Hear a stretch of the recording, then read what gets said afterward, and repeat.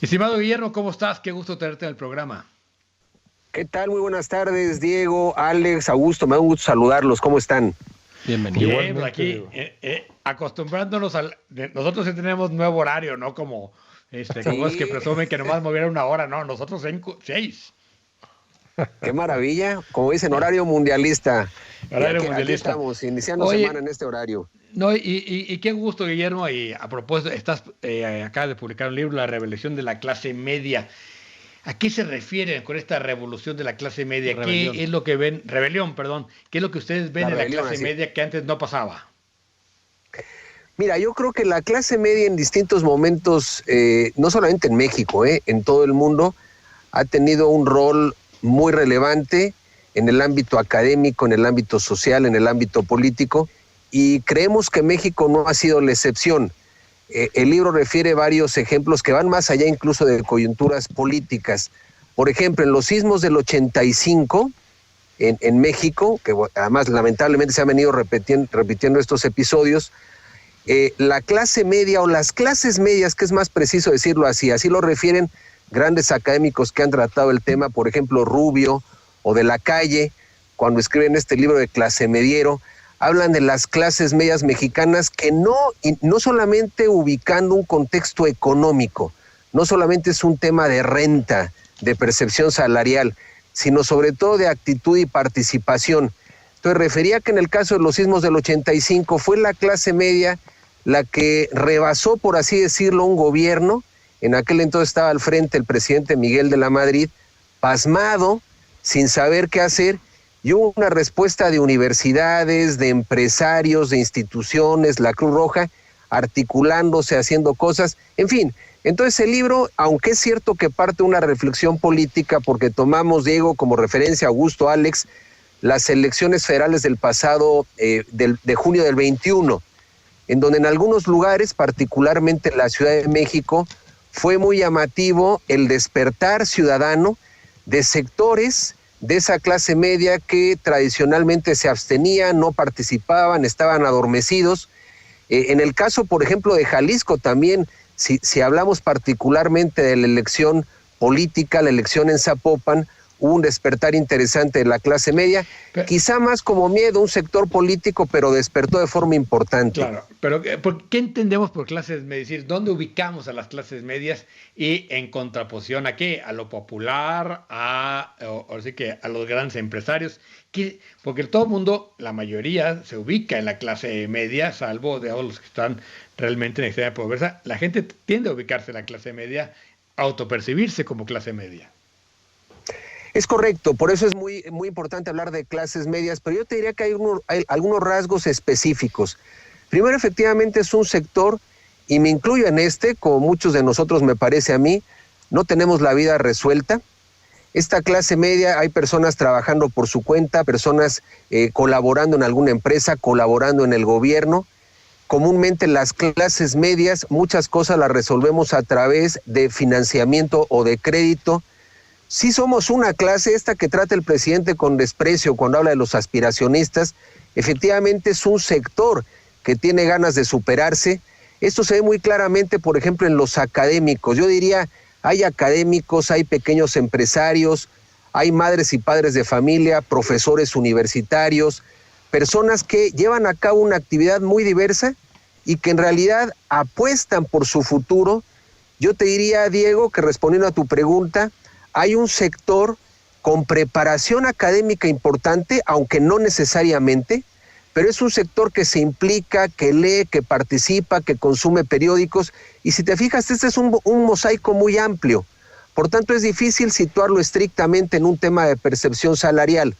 Más bien, un poco lo que coinciden varios autores referidos en el libro, es un sector que sabe de alguna manera lo vital que significa o lo que representa su participación, que se implica, que batalla, que trabaja, que resuelve problemas, en fin.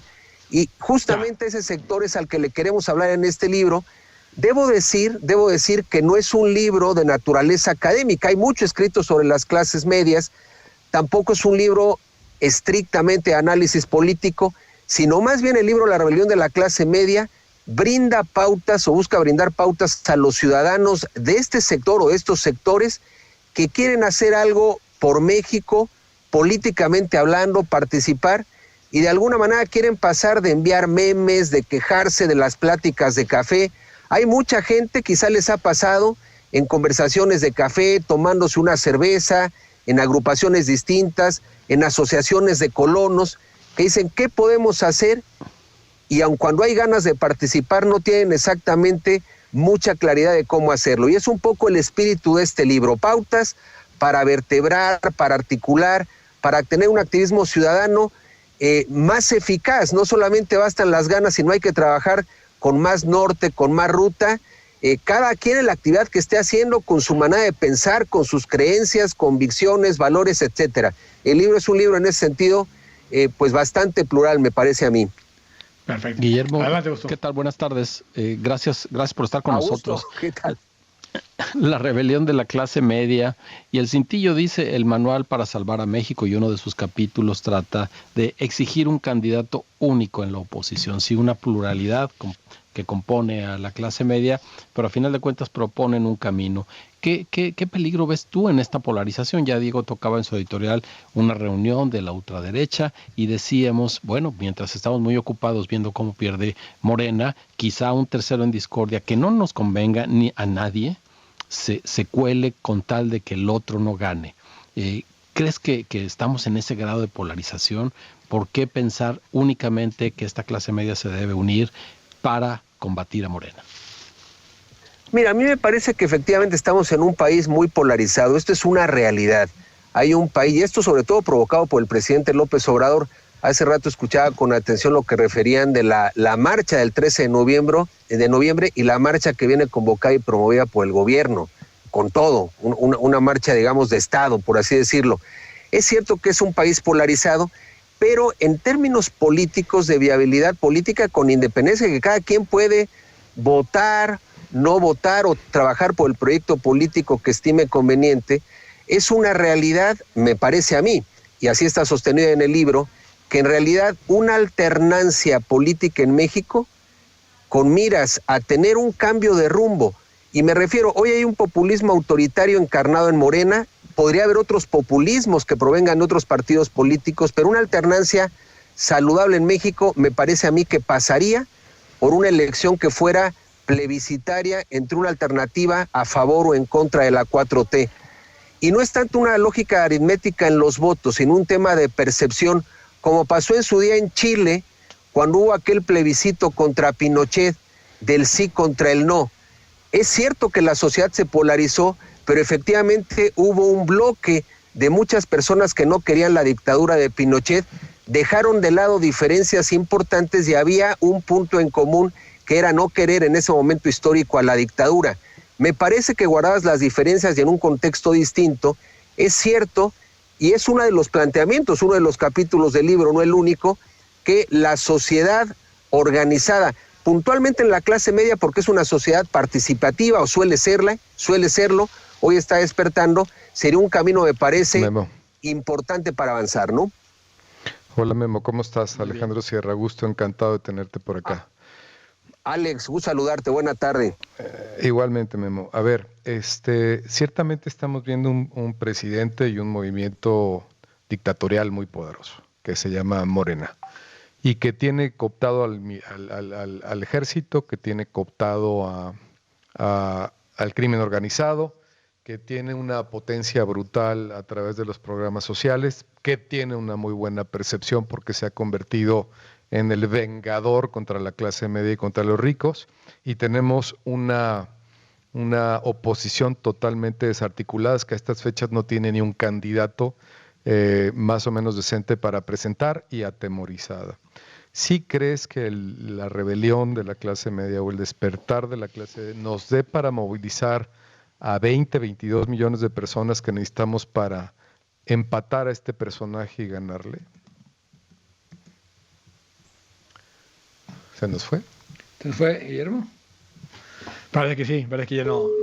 Sí, ya no está en la línea. Bueno, sí, lo perdimos.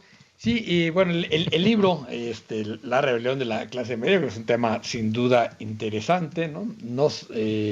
Habrá que ver si, Guillermo, ¿ya estás por ahí? Nueva cuenta, se cortó la comunicación, aquí Sí. estoy de nueva cuenta. No sé si escuchaste mi pregunta, ¿sí? Fíjate que no, perdóname, Alex. Rápidamente, rápidamente, o sea, viendo la situación de este gobierno casi dictatorial, viendo a la clase media desarticulada, el apoyo que tiene de los militares y de los, ¿cómo se llama?, del crimen organizado. O sea, tú sí ves que a la clase media le alcance como para movilizar a 20 millones de personas para empatar a este personaje o para ganarle, porque lo que necesitamos movilizar no es poca gente. Mira, sin duda es una apuesta muy difícil. Hoy parecería ser que, a ver, el gobierno, con todo el aparato del Estado que tiene, con el recurso para apoyos clientelares, en fin, se ve una apuesta difícil. Pero mira, referían hace un momento la marcha del 13 de noviembre. Más allá de la discusión numérica, de la danza de los números, que es el eterno pleito en las marchas, es un claro ejemplo en donde quien tomó o tomamos la calle es mayoritariamente clases medias, no exclusivamente. Es un sector además que despertó para defender la democracia. No fue una marcha por temas de seguridad, que suelen ser temas muy sensibles, o por temas económicos, un alza de impuestos brutal, sino para la defensa de la democracia y las instituciones. No es cosa menor este tema. Me parece que sí marca una pauta, un despertar importante. También veo a los medios de comunicación, a muchos de ellos sumados, por lo cual hubo ambiente, hubo jalón importante.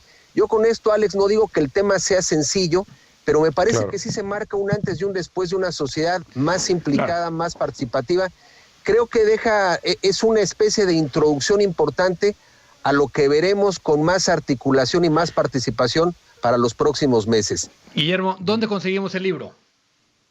Mira, voy a darles una página de internet, ahí varias personas lo están solicitando. Debo decir que el libro es gratuito, sobre todo está circulando a través de organizaciones sociales que se han interesado, que lo han difundido entre las personas que colaboran Perfecto. En ellas, pero desde luego pueden escribir con mucho gusto. La página es justamente la rebelión de la clase media.mx, ahí hay un apartado justamente para incorporarse, para sumarse. Hay varios aliados en esta causa de la rebelión de la clase media, o también pueden escribir a través de Twitter, Rebelión 24, o en Facebook, La Rebelión de la Clase Media. Perfecto, pues muchas gracias, Guillermo. Un abrazo y felicidades por el libro. Les agradezco, muy buena tarde, hasta luego. Buenas tardes. Hasta luego. Bueno, un abrazo. Es hora.